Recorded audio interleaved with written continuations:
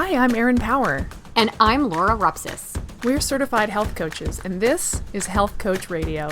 This podcast is about the art, science, and business of health coaching. We share our insider tips to help you become a better coach and entrepreneur. And we interview expert guests to discover how they've made it in this growing field. It's time for health coaches to make an impact. It's time for Health Coach Radio. Today's episode is brought to you by the Health Coach Success Virtual Masterclass. My co-host Laura and I worked hard to pull together this special online event just for you. It's a 5-day mini course in which we interview the best and brightest health coach and marketing experts on the planet to try to understand how they've become such great coaches and entrepreneurs. Included in the 20-plus expert interviews are some names you might recognize. Primal Health Coach Institute founder Mark Sisson, celebrity nutrition expert and New York Times bestselling author J.J. Virgin, author, cardiologist, and staunch health coach advocate Dr. William Davis, Michelle Liotta of Health Coach Power Community, Michelle Norris, CEO of Paleo FX and ID Life Nutrition, and many, many more. The Health Coach Success Virtual Masterclass is now available and totally free for a limited time. Check it out at primalhealthcoach.com/success. Today on the show, we're welcoming Haile Thomas. Haile is 18 years old, an international speaker, health activist, vegan food and lifestyle content creator, the youngest certified integrative health coach in the United States, and the founder and CEO of the nonprofit HAPPY, which is an acronym that stands for Healthy, Active, Positive, Purposeful Youth. Haile founded HAPPY when she was 12 years old to address the need for free or affordable plant-based nutrition and culinary education in underserved and at-risk communities, as well as in schools and through annual summer camps. Haile has personally engaged over 17,000 kids through her nonprofit and 34,000 around the world since beginning her activism in 2010. She was inspired to pursue this passion after her family successfully reversed her father's type 2 diabetes without the use of medication, only healthy eating and lifestyle choices. And upon learning that kids were also increasingly being diagnosed with conditions like diabetes, heart disease, and obesity. All of Haile's programs, projects, and initiatives are geared toward engaging, educating, motivating, and empowering young people to make healthy lifestyle choices to live their best life. If changing the health of our younger generations is on your health coaching bucket list, you're going to love this episode. Here we go. Hi, Haile Thomas. How are you? Hi, I'm doing really great. How are you? We're good. We're looking forward to chatting with you. I think it's going to be an exciting conversation. We're going to learn a lot from you. Love learning lots from our podcast guests. Mm-hmm. So why don't you start us off, though? We want to know a little bit about what we consider to be your origin story. Like, what got you to where you are today? Who are you? How did it all happen? Just give us the 3 to 5 minute rundown of your story. Yeah, for sure. So I am currently a youth health activist, a speaker, and a CEO of the HAPPY organization. And the journey towards just health advocacy and starting my own plant-based nutrition nonprofit was really started at home. And for me, I've come from a family where food and cooking and just like culture is very, very important to us. And so, as a little kid, I've always identified as a foodie, I would say. Mm-hmm. But it wasn't until 2009 when my dad was diagnosed with type 2 diabetes that the health and wellness aspect of, food and nutrition kind of came into our lives. And that was because of my parents. They are conspiracy theorists, I like to call her productive conspiracy theorists. Like they look into things enough and know, not to take most things at face value. And so when he was diagnosed, I was around like 8 years old, and my parents immediately looked into the medication that he was prescribed, and seeing those crazy like side effects of things like rashes and diarrhea and like internal bleeding and death, like all of those side effects. After reading that, they just couldn't wrap their minds around like having him take that. And so my mom really took initiative to like look into alternative healing methods, and of course food was one thing that came up. And so for us, it was just like this year-long journey of really revamping the things we were eating as a family, educating ourselves together, watching food documentaries and reading books. And so for me, it was just a really enlightening and eye-opening experience.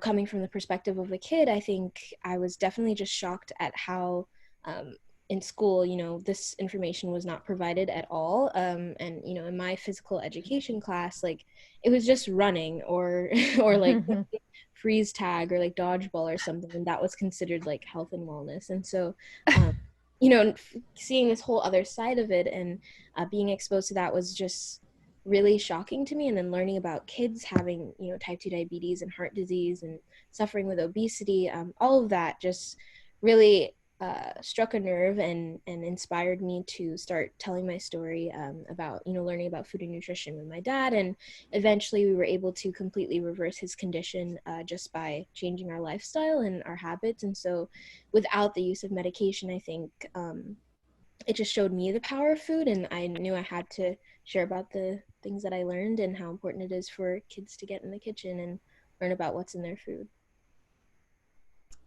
Awesome. You know what? I applaud you because I think it's tough for kids in general to feel empowered enough like that to get out and do something on their own. Yeah, I would love to hear that a little bit more about that spark. And yeah. Yeah, for sure. I think, well, it definitely has a lot to do with just how I was raised and kind of the mindset that, my opinion is valid, that I can be a part of adult conversations, so to speak. I mean, a lot of kids, see their parents struggling with illnesses or struggling with, emotional problems, whatever it may be, but they aren't really let in. There's kind of a lack of vulnerability in most parenting. And so, for us, like our family, we're just very open and our struggles, it's like everyone's struggles. We really work to support each other. And so just feeling like I had a valid voice and seat at the table in my own family made me feel as though I could also do that out in the world and make an impact, just because like my opinion is valid and the things I want to bring to life like can happen. So nobody really ever told me like, oh, this is like an adult's conversation or a place where you don't really belong. So I think just having that foundation played a huge role in me being able to go out and do this work, for sure. You mentioned that in school they're not doing a good job of teaching this stuff. I mean, they're basically not teaching it. Yeah. I love that freeze tag is physical education. That's, although I'd probably die if I had to get a freeze tag. So since you've been on your youth health advocacy sort of path, have you gone back into schools? Have you started to influence what schools are teaching? Or is that just a really big mountain to climb? I think it is definitely a big mountain to climb, but for us, it's more so like going in the mountain versus like climbing on top of it, if that makes sense. So we really target like the root issues, and the root issues are kids' perceptions of healthy foods. I mean, even if you get a school menu to change, you still need the students to be on board, and often it's hard to get them on board if they aren't aware why these changes are happening, why it's important for them to eat healthier. And then on top of it, their input isn't included at all. They don't have like creative input or any suggestions to make usually. And so they're just very disconnected from those changes if they do happen. And so for us, it's like going straight to the kids and helping them kind of build this awareness of how to make healthy choices, how to unleash creativity through cooking and wellness, and how to be leaders in their lives, starting with their health, and then how that can trickle into community impact and school impact. And so it's just empowering the students, I think, is a really kind of unique approach, because we've definitely, when we were starting out, thought that we needed to like change school menus and all of that. There are so many organizations doing that work, and then if that change does happen, kids are throwing the meals out because they don't place value on it or their health because they're just not aware of its importance. And so I think just really empowering the students, like it helps them demand that change rather than just kind of wait for it to happen. And we've seen that with many schools that we've gone to, of kids like after going through one of our courses, like all of them at lunchtime going through their snacks and determining like which ones they should throw away or make sure that they keep, that based on the food labels. And so it's like that education kind of lights a spark, and oftentimes kids want to take that information and spread it with their friends or their family and make an impact that way. Wow. Okay, so I know just within our own community, and I know this is true of every health coaching community, just how many health coaches are just appalled at what they see going on in our schools as far as lunches, and really, really want to be able to do something about it and feel completely handicapped, right? And just like they're cut off at the knees from the beginning because they're not an RD, they don't have control over what the government, and so, I mean, this is, to your point, a big mountain to climb. And I love the analogy of, all right, well, rather than trying to climb the mountain, let's just kind of go through the mountain, right? And get directly to the kids. And I loved that you said, that part of what gave you confidence is that you felt you had a seat at the table and that you had a voice and you were empowered to express it. And that's the biggest things, folks listening to this who, because we hear this a lot where adults are trying to transition their lifestyle for whatever reason, they finally got it. And now they're trying to bring their kids on board, but they're going back to this is what we're eating now, kids, right? Yeah. Rather than giving those kids a voice and empowering them to express how they feel about it and all that. So I just think that's huge. And this holds true regardless of whether you're dealing with children or any of your health coaching clients. That's what coaching is all about, right? Is empowering that person to help make their own decisions through education and giving them a voice and confidence. So, I mean, I would love to hear a little bit about how some of your programs, like, how do they work? How do they help provide a voice for those kids? Absolutely. And empower them? So for us, we have kind of three main ways of getting to our students. Our most popular way is through school tours. And so essentially we go around different communities, whether that's, in New York, or we've done some in Ohio and some in Arizona. And so we just kind of go all over and wherever the demand is. And we basically visit different schools and do breakout nutrition activities or games with students, and then follow that up with a healthy cooking demonstration. And so essentially it's providing education in a way that's tangible and exciting, engaging, and then following that up with another super tangible, exciting, and engaging activity of just kind of reinforcing the things that we've learned and providing a healthier alternative to, whatever things we've discussed. So right now we're doing a sugar shockers tour where we have kids guess how many teaspoons of sugar are in different processed foods. And so when they do that, they get super excited about just like guessing, and we go over the food label and read like these weird ingredients, like gelatin and Fruit Loops and just random stuff like that. And so they really enjoy that process and kind of being shocked by everything they learn. And then, we follow that up by making an alternative, whether that's like a breakfast smoothie or snack or whatever it may be. And so that one's really fun because it just kind of opens the door and it gives them the ability to think, well, maybe I should question the things, in my lunchbox or on my table or in my cafeteria. And so I think that just general awareness is something that we are really trying to push all the time. And then we also do summer camps where it's more like hands-on and intensive, and we go through like knife skills and kitchen safety and sanitation and things like that. And then the kids get the opportunity to be super creative, have access to like every spice in the world, and mystery baskets with different vegetables and different grains and really cool ingredients. And so through that, it's more of like an adventure and just really fully diving into food. And then right now we're currently developing an online academy where we can provide all of this information and different courses relating to wellness on all fronts, whether that's, physical, emotional, mental, whatever it may be. We really want it to be kind of a holistic perspective and, the things that we learn as health coaches through different training programs, but for kids. So that's super exciting because it allows us to really expand that reach and accessibility for communities all over. Whoa, my goodness. So, so you play these games with the kids and kind of give them an awareness of what's not so good in their diets.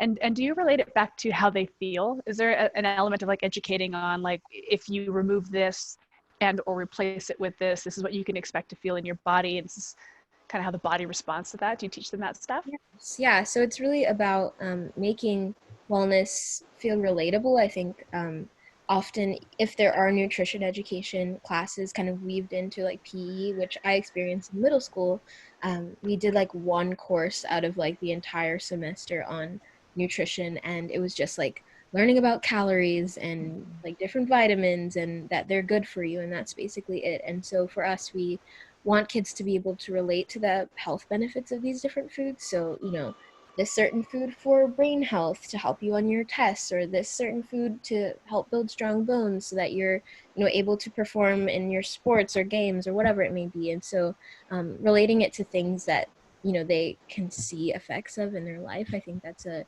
huge piece that we really push a lot. Yeah. Well, and do you think kids, well, you would know, do kids get that? Like if you're a kid and you like eating sugary cereals or whatever, for example, and it's yummy and it's hyper palatable and you're kind of hooked on it because that's how they're engineered. And then somebody comes in and says, but this will make your bones strong and this will make your brain clear. Does that really land with kids? Or are kids picking up what you're putting down when you give them that education? And it lands because we're able to show that it can be equally delicious. And I think that's a huge part of it. The perception of healthy foods for most kids is that it's bland, soggy, like just green and uninteresting. Yeah. So, we try to completely flip that on its head and just make like super fun dishes and snacks. And so they don't feel hopeless, I guess. Like it doesn't feel like there's something being ripped away from them. It's more so we're switching it out with a healthier alternative. And so I think just that approach makes it less depressing and something that they feel is approachable.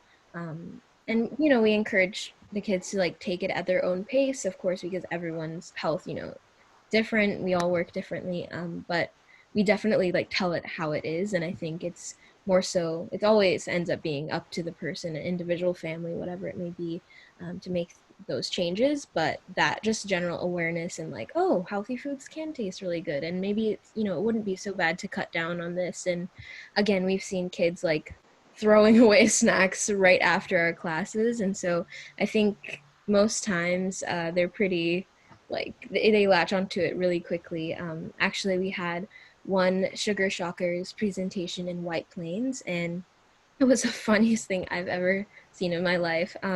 After we did the presentation and we were talking about like all these ingredients, preservatives, and the different ingredients that like are derived from petroleum and all of these things, and a kid like raised his hand and he was like, would it be okay to sue the companies for not like poisoning our food or something like that? And then everybody started chanting, sue the companies. Like these are all like second graders.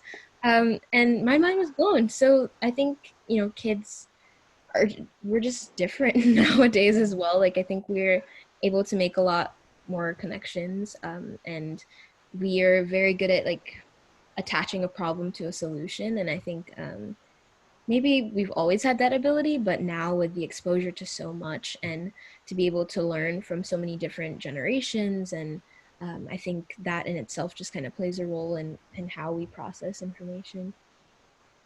Yeah, no, 100%. I remember, so I have 4 kids, and Matthew is now, he's my oldest, he's now 21, right? Mia just turned 19 yesterday. But then I have 5-year-old twins. With my second husband. So Matthew and Mia, when they were going through the same elementary school, I remember the Halloween parties, the Christmas parties, the birthdays, just full of nothing but complete garbage, right? Garbage, crappy food. And I also remember their nutrition education. They went through the food pyramid. Yeah. And it was, and here's, look, Mom, like Cheerios are fine, or not even that, like Fruit Loops. They have grains in them, Mom. That's the energy source. Like, this is how they're educated. It's changing a little bit now. Now my 5-year-olds, same school, but the policies are different. We can't bring food. You can't bring food for birthdays anymore. You can bring like pencils and stickers and things like that. We have the Halloween party. The only thing we can bring is fruits and vegetables. Yeah. That's it. And it has to be prepackaged. I can't even tell you how happy I was. No, it's amazing. Yeah.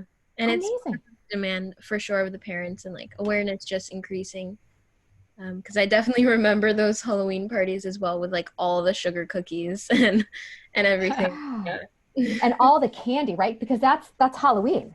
Yes. Kids would they'd come home with bags of candy, and before they ever even went trick or treating. Yeah. Now we're not even do that, and they're absolutely right, because these kids are going to have fun because they're going to play games. Mm-hmm. We're going to dance. They're going to get little goodie bags, but they're going to get little, tchotchkes or or whatever in them. So you are definitely right. Things are starting to change. Kids are starting to sometimes I think we don't give them enough credit Oh, for sure. for their own ability to process and make connections, you know? So I love the school tours, the sugar shockers. And what I love about these summer camps, from what I heard, is all the cooking education, because I think that's the biggest stumbling block, even for adults trying to make a lifestyle change, is they say they don't like to cook, but a lot of times they don't like to cook because they don't know how, and they don't like the way it tastes when they cook it, right? What are your thoughts on that? Is that what you're trying to target? Yeah, I think, again, there's just an innate creativity in everyone. And so many of the things in our lives kind of block us from that, like our obligations and just like being tied up in everything. And even, you know, with cooking at home, like you feel like you have to do it and it's like a chore, and versus coming from a place of like you get the opportunity to nourish yourself and like create something special. And so we're really trying to just build that healthy mindset towards cooking and towards nourishing your body, from an early age. I think that's definitely something that's been lost over the years, of just like how awesome cooking is and how fun it can be, and diverse and exciting. And even if, you know, you make mistakes and have fails, which happens to everyone, like it's okay. That doesn't mean you'll never be able to learn to cook or anything. So just embracing the process. And I think that mindset and messaging is something that's so important to understand and appreciate, you know, from a young age. You mentioned the Sugar Shockers initiative, which I thought was cute. What other kinds of programs are there? Like, what other sort of crusades besides sugar do you target when you go to the schools? Yeah, so we do have like more targeted programs that last for a couple of weeks. And so we'll go over things like seasonal eating, obviously reading food labels, learning about, you know, different proteins and vegetables, and kind of that diversity. We have different taste tests that we do. So we'll have the kids like blindfolded and just tasting new and different ingredients, and they have a lot of fun with that. So we just try to mix it up as much as possible. And often our programs are more flexible than anything. We really just work one-on-one with a lot of, whether that's schools or classrooms, and so it's really great because we're able to develop what the teachers or school is looking for. But yeah, we do all kinds of different topics ranging in health. So how did you get into the schools? I'm sorry, Erin, if I cut you off, because I know we've got tons of people that would love to make some inroads and do something like that. I would love to hear about how you even got in there. Yeah. So I mean, throughout the years, and you know, for me, my health advocacy journey started with public speaking. So from that platform, I met so many people in the health and wellness space. I went to so many, you know, school cafeteria conferences and things like that. And so over the years, you just kind of build up those connections. And so for me, that's kind of where it started. But also for us, we just email and cold call basically and share about our work. And through, you know, podcasts and interviews and TV appearances, like those opportunities also just come our way. So it's kind of just a mix of that organic and also making the effort to outreach. And I think a lot of times schools are really, really open and are looking for fun things to kind of mix up their schedule with, or really want to bring something in that teaches kids about nutrition. And so that interest is definitely there. I think just um, being able to communicate like fully what that program looks like, and having those schools trust you, I think is a different story. And for us, we started off through fiscal sponsors, so we had like a built-in set of kids that we could work with over the weekends to kind of test out our programs and everything. So it definitely helps that we have some credibility. But I think also, you know, for parents who want to do something in schools, often most teachers and principals are open to it. It just has to be something that, you know, is collaborative or pretty structured when you're starting out. Well, that's a relief to hear that schools are open to it. I think that probably a lot of health coaches that dream of going in and changing schools think it's kind of like an uphill battle because there's so much government policy tied to school lunches and things like that. But I think you're right that if you find like the alternative way, it often, if it's like a breakout activity or like an after school activity, then it's completely different. Oh yeah. So the way you pitch it sort of makes the difference. It's like, I'm not, you don't want to go there and start throwing tables and I'm going to revamp the menu. But you want to make it fun and like offer up some educational or extracurricular value to the actual educators, and then they jump on board. Yep. Yeah. It's just an educational experience. Yep. Yeah. I think it's those that like aspire to actually change the school lunch system. All right, look, folks, that's like driven by the U.S.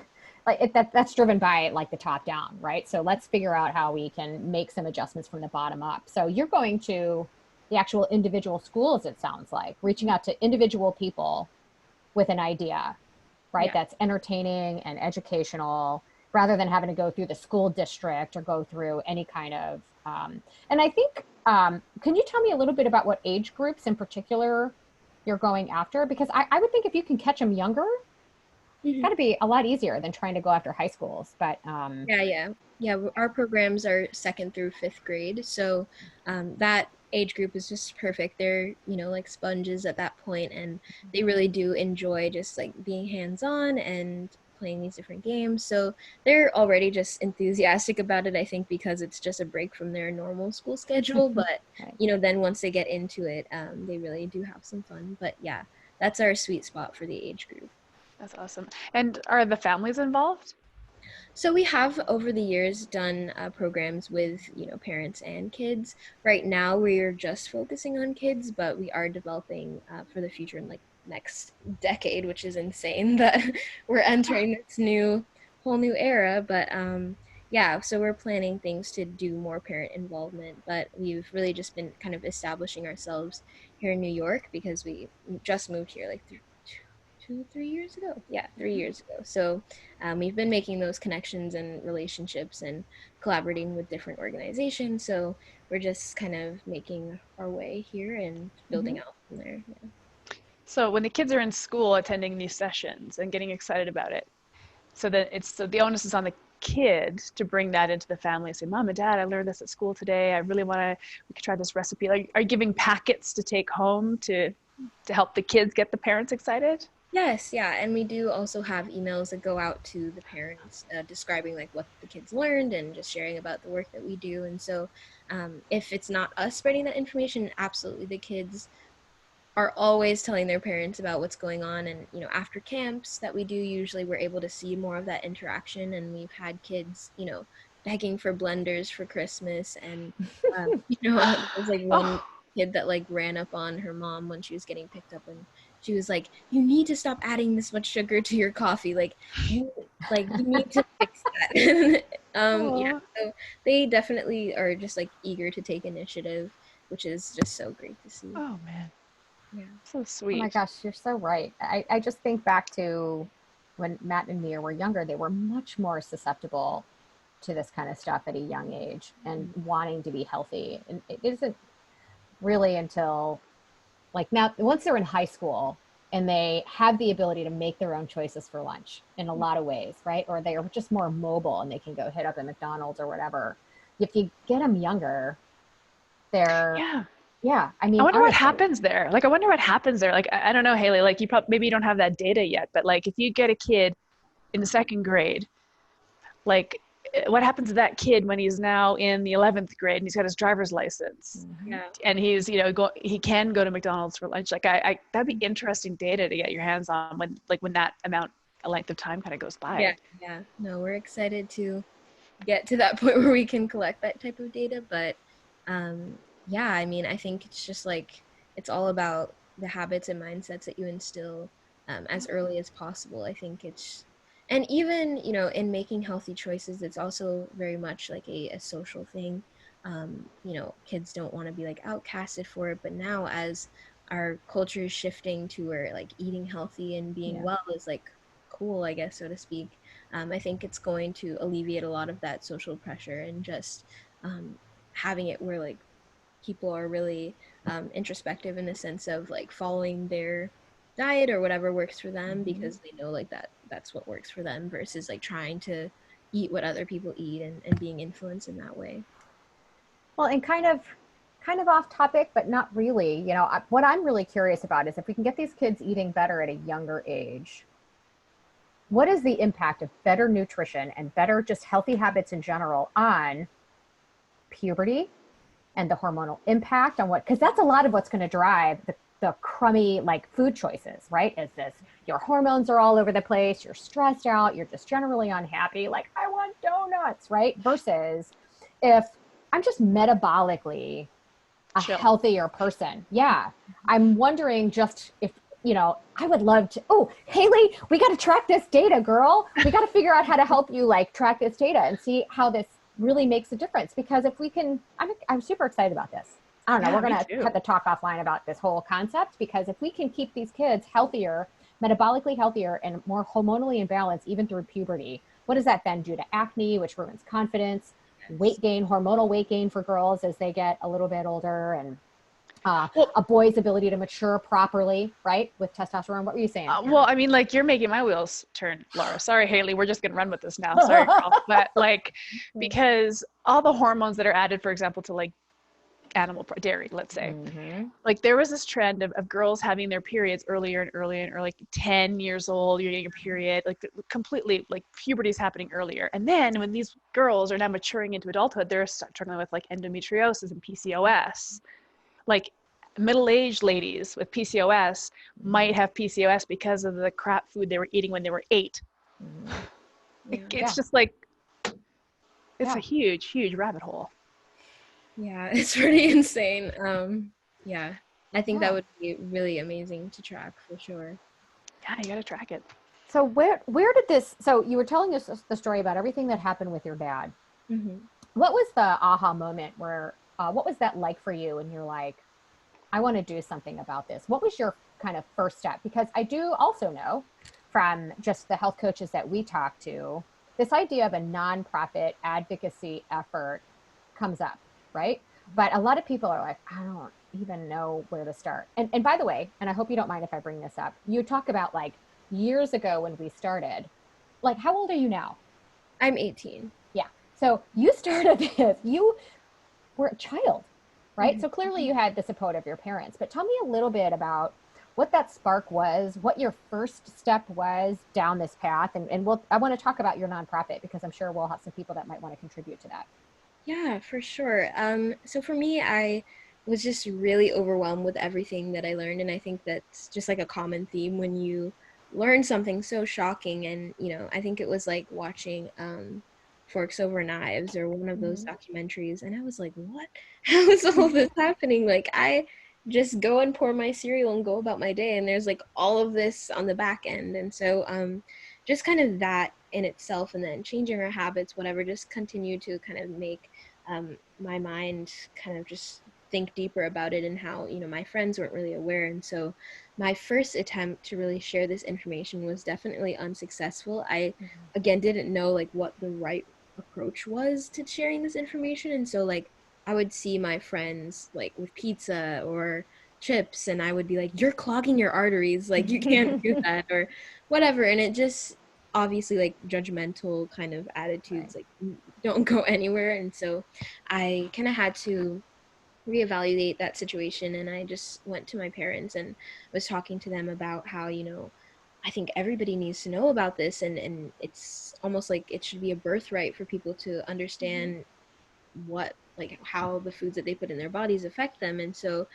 talking about this with my parents really helped, because I realized that we didn't learn about any of this through this judgmental or degrading kind of energy, but really through just like love and excitement for the journey. And I think that in itself is so powerful. And so for me, I wanted to find a way to like effectively put this out there, and so I just Googled with my mom different health organizations that were looking for like advisory board members or volunteers or whatever it may be. And I came across the Alliance for a Healthier Generation, which at the time had a youth advisory board. And it was like encouraging kids to get in their communities, and they would provide the support and the education and like all the tools and resources to make that happen. And so I just applied. I was like 10 and just applied and told them, I like to cook, and my dad had diabetes and we like cured it. And through just telling that story, they accepted me for the advisory board. And so from there,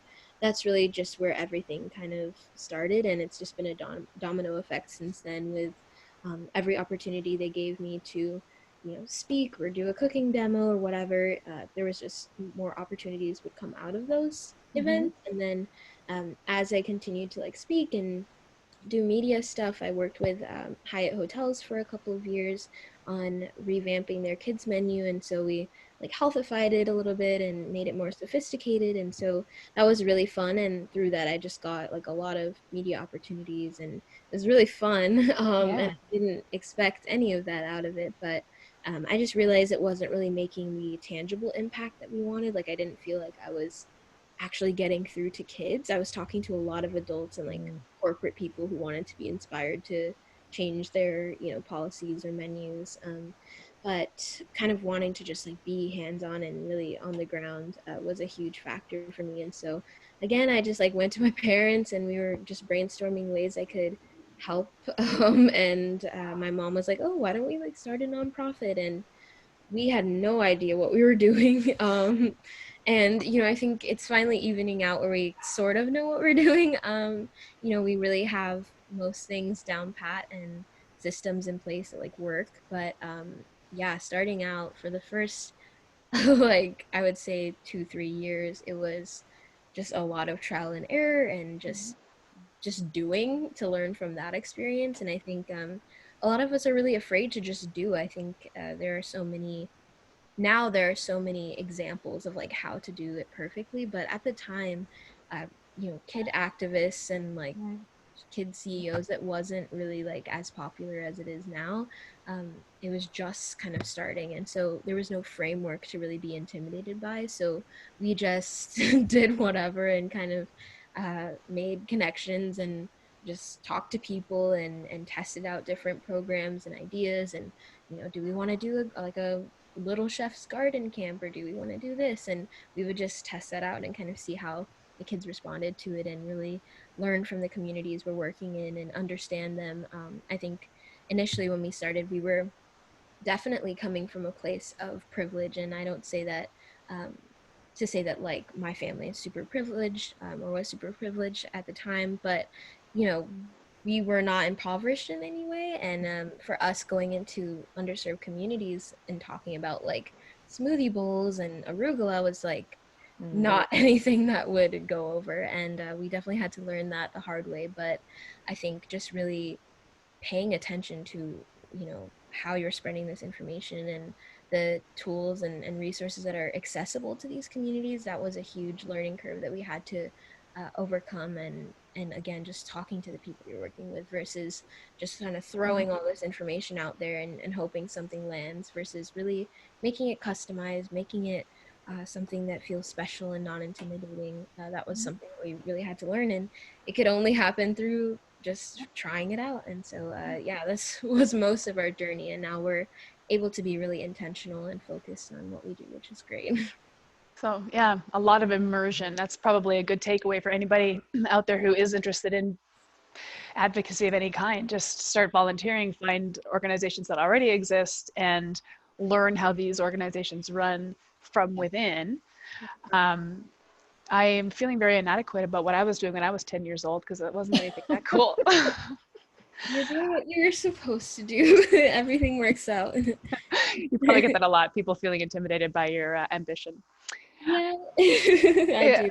I never Yeah. know what to say, but I think we everything kind of happens the way it's supposed to. So I'm just like, it's just my circumstance. Yeah. I'm just very grateful for you. I'm like, I feel a weird sense of pride I felt proud of you. That's a weird thing to say because I'm a stranger, but Oh, I really. I mean, you must be living your absolute passion at the age of 18. Like you found your passion and you're living it. Yes, yeah, it's very surreal, and I cannot believe it in many ways, of just like how expansive this journey has been. And I hadn't again, like we had no idea what this journey even meant. And also just like how multifaceted it has become, I think is really cool as well, because at first it was just kind of like, all about the food and all about that. And then eventually, you know, it develops into, well, now I can talk about like entrepreneurship, and now I can talk about, you know, my own journey of growing up and handling all of this and just like figuring life out. And so I think that's been really cool to just have it be a super open and flexible journey that can become anything. Boy, oh boy. Yeah. And you know, so the biggest takeaway I'm hearing from you is I didn't know, so I just went out and did it. I just looked it up and I went out and did it, right? You just Figured it out. yeah, you took but you took action and you did something, because I think that's the biggest missing link for, because you're a certified health coach, right? Yeah, so you are a certified holistic health coach. That's what I saw on your website. And we have a lot of people that are certified holistic or certified health coaches that are still kind of stuck in the mud. And a lot of it, I think, is maybe a lack of clarity for what it is they want to do. A lack of confidence. We get a lot of the, you know, imposter syndrome, which I'm wondering if almost the younger you are when you start, the less you kind of feel that way. I mean, I don't know. I would love actually your opinion. Did you ever have any of that? Like, I'm just a kid who's going to listen to me. I think as I got older, it started to feel like maybe there were situations where like I wasn't sure if I belonged, but starting out, I was just like being myself fully. And I think that's just something that we all have to kind of figure out and dismantle. Is just like feeling like we're out of place, or that we need to shrink ourselves in different situations. And I've definitely um, have done that in the past, of just kind of like, if I'm on a panel and like my other panelists aren't really saying much, like I'll feel the need to also do that and reduce like my opinion or like the length of time that I speak. And I think that's unfair to myself, but also, you know, to the people who bring me there. They're there for me at my fullest. And so like just kind of acting based on like the temperature of, you know, other people, or like how they're doing it. But I think just like overcoming that and really, really, truly not really valuing the opinions of others and like their idea of how I should act, or like, you know, who I should be, or whatever it may be. And it's a lifelong journey, basically. I think it's just like we put a lot of pressure on ourselves to get over things super fast and like to have the perfect scenario to jump in, but often like we're not going to jump into any situation with everything healed and fully understood. And even through this journey, it's forced me to acknowledge and dismantle certain like ideas about myself or what I'm capable of. And so you know, you just have to get started and kind of roll with the punches and figure out your place in it. And I think for me, what's been really helpful is like, even if I don't feel super confident about something that I'm starting or something that I want to do, or I'm unsure about it, I just always kind of stick to the intention behind it and just follow that. If I don't know exactly how that will manifest, then, you know, that's something I'll work through. But I think just knowing what my intention is and continuing to keep that right in front of me is the most important thing. Yeah, just get started. I heard you say get started, and that is sage advice. And a lot of people, young, old, and in between, regardless of age, struggle with that part a lot. And it's the secret ingredient. We keep hearing it from all the successful people we talk to on this podcast. They just go. They just go. They don't overthink. They just go.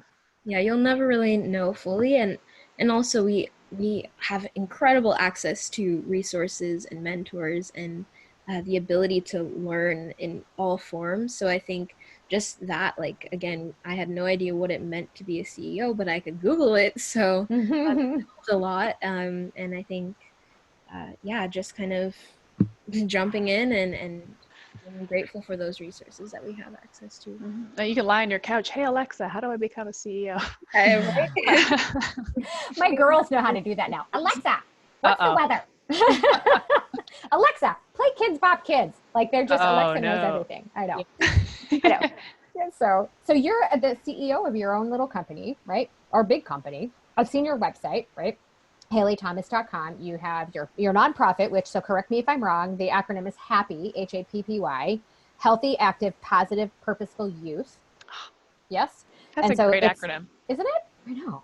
So you've got, and it's through that nonprofit that you offer these programs to schools Yes, and yes. summer camp. Is there anything else that nonprofit does that you want to share with us?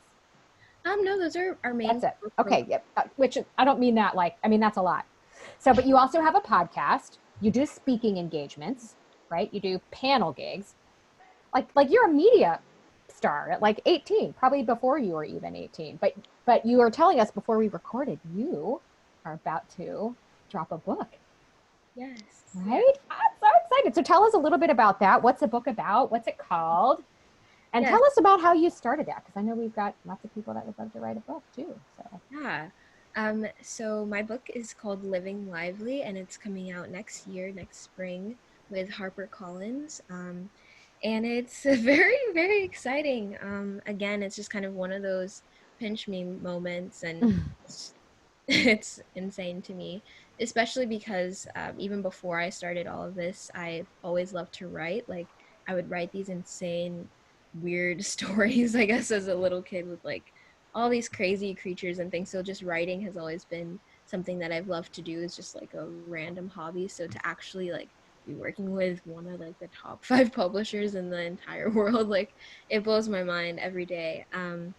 But yeah, so the book is called Living Lively, and essentially it's about really all of the things that impact our health and wellness and how we can activate those things to live a lively life. And so it includes plant-based recipes, but it also has a huge chunk of it, which is just more so sharing the stories of myself and also 5 other amazing young women who have found their power and have activated their liveliest lives through different points. So for the book, it has basically 7 main pillars, which are called the 7 points of power, which are like our relationships, our environment, like social media, ensuring that we're cultivating healthy mindsets. And so it goes through different topics like that. And these different girls who have amazing stories, whether they're like nonprofit founders, activists, entertainers, they have all found ways to really live their best lives. And so we share the stories of them and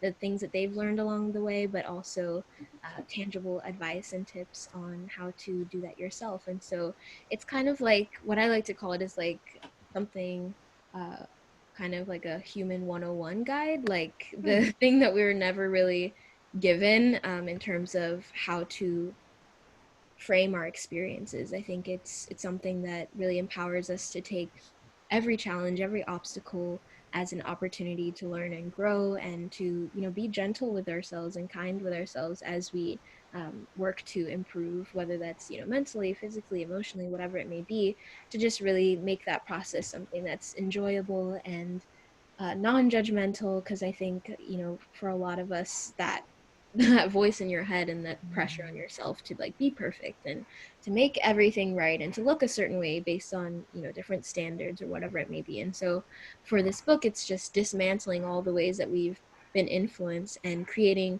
our own influence, being our own influencers, and how to set the tone for, you know, who we want to be, and know that that can be truly anyone. So there's that portion of the book, and then of course food, because that fuels our, you know, our best self and ability to be our best, and a ton of recipes that are just fun and flavorful, and yeah, it's super exciting. Whoa. that's awesome. Yeah. Dang. Yeah, like that's a book we all need to read. Um, another book I have to buy now.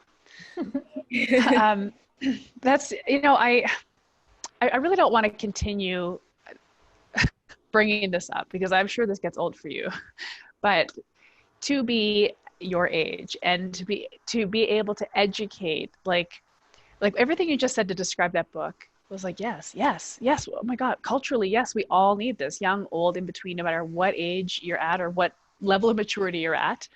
That human 101, like getting back to how the body is meant to, not the body, the spirit, the mind, how we're meant to kind of go through this life, and how distracted from that we've gotten.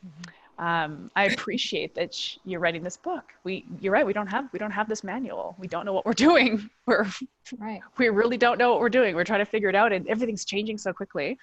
So for the younger generation to kind of come up and who's honestly like, like your generation's been raised on social media. For us, it's like, wow, we just kind of got foisted into it. Like now we're trying to figure it out, and it's taking over our lives in that very unpleasant way. Or just as one thing, as an example, it sounds like an outstanding book. I just like, wow, like my mind is blowing.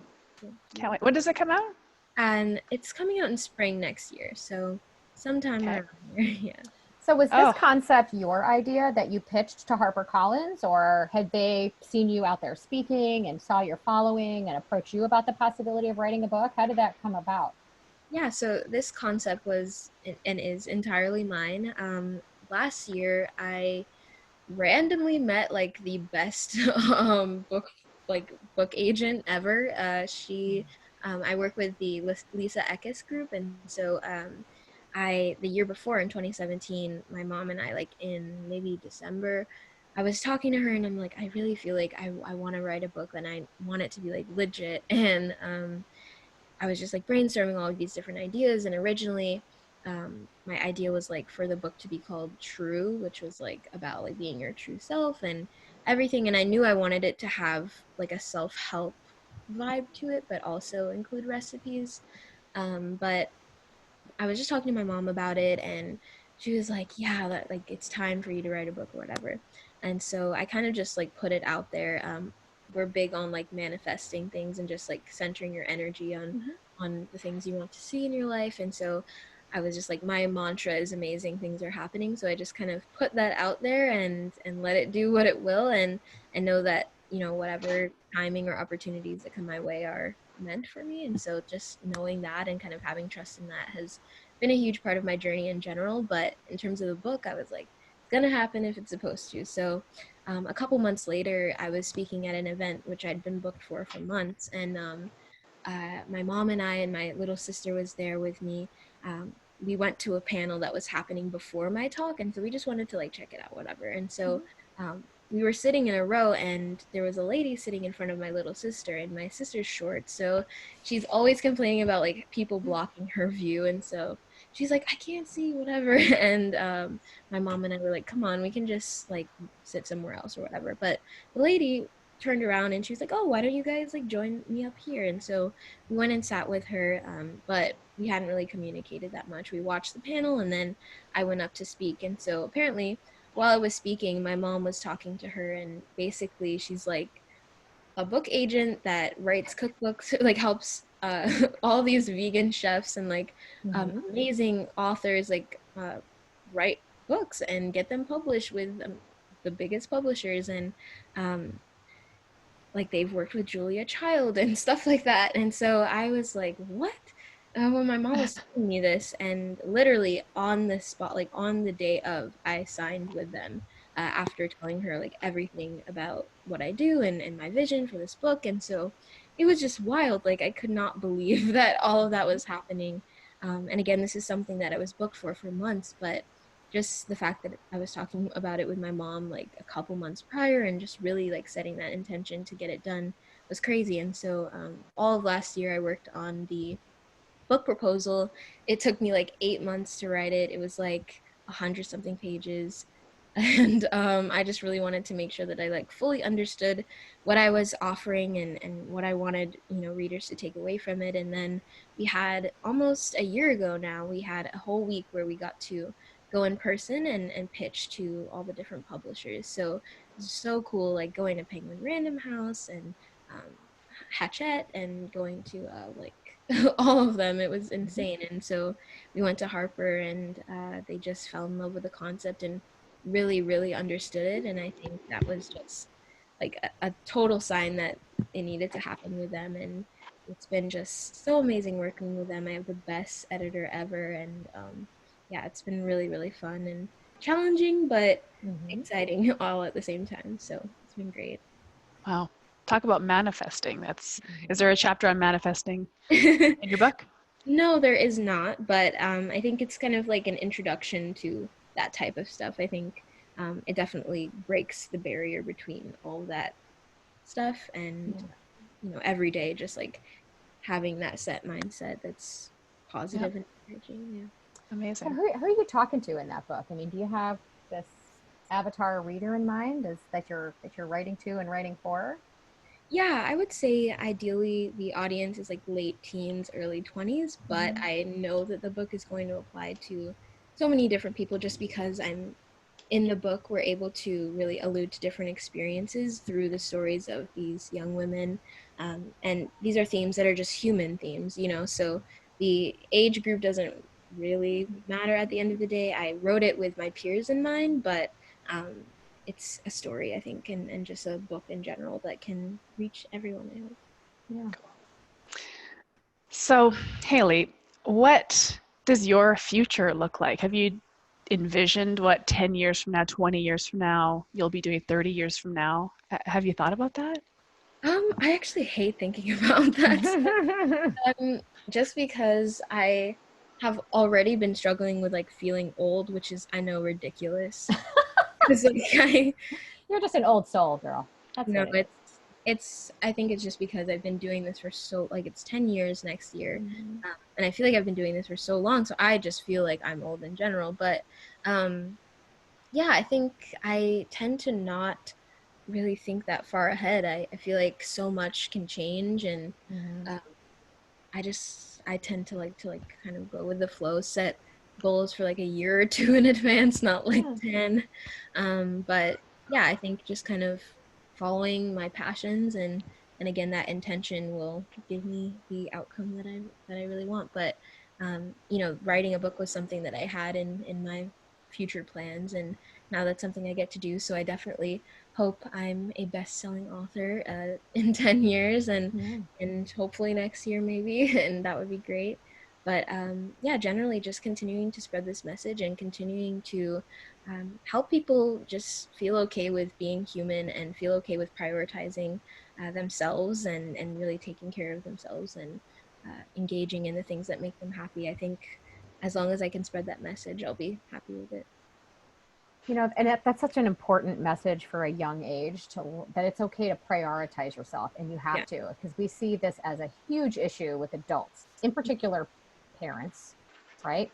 Who don't. They literally prioritize everything else first. Mhm. The job comes first. Um, the kid, like everything else comes before them, and then they just slowly begin to deteriorate themselves. Now they start to feel resentful about things. They're Yeah. unhealthier, they're tired all the time, and it's absolutely positively always because they're not prioritizing their health first. Mhm. And I hear from a lot of my clients, I just don't have time. And I keep trying to tell them, if you don't find time for it now, you're going to have to find time for your illness later. Yeah. That's just the way it is. The two things, I don't have enough money and I don't have enough time. Well, if you're not willing to invest in it now and invest in you now, both of those things that you're telling me you don't have enough of, time and money, is going to go towards managing an illness. Yeah. You know, where do you really want to spend? So I love that message. And, you know, coming from somebody who, I have a daughter who's your age, Mhm. who went through kind of a tough spot last year, just emotionally, that Yeah. I think a book like yours would be fantastic for her to read. And to just try to think, gosh, beyond like right now, what she wants right now. Mhm. But it's okay to be in the now, Yeah. right?